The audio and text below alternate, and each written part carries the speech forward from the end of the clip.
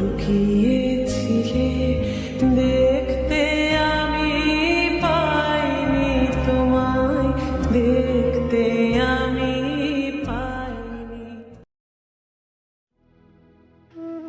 আজকের এই কবিতাটি শুধুমাত্র সব দেহের আগুন নয়, বরং এক অন্তর্নিহিত বার্তা।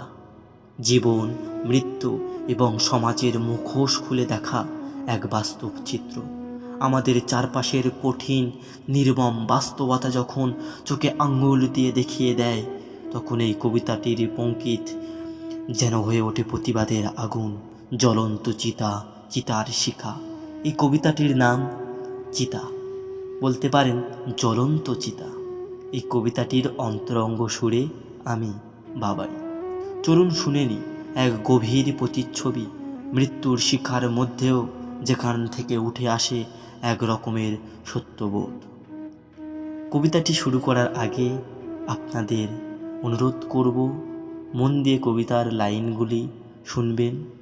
এটি আমার কবিতা নয় এবং আপনারও কবিতা নয়, এটি আমাদের সবার কবিতা, যেখানে একদিন আমাদের চলে যেতে হবে, কেউ বা কবরস্থান, কেউ বা শ্মশান চিতা।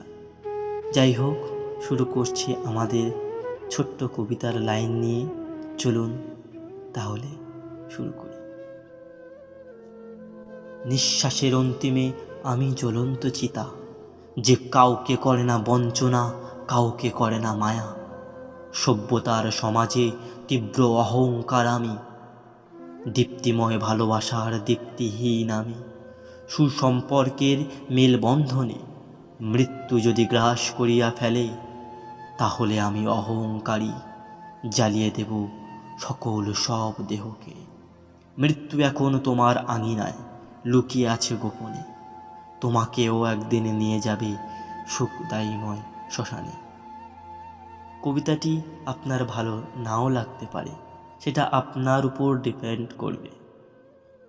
এবং এই কবিতাটি সমস্ত মানুষজনদের হৃদয়ে গাঁথা এক কবিতা।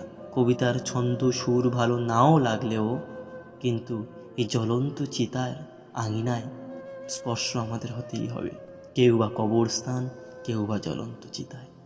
ধন্যবাদ।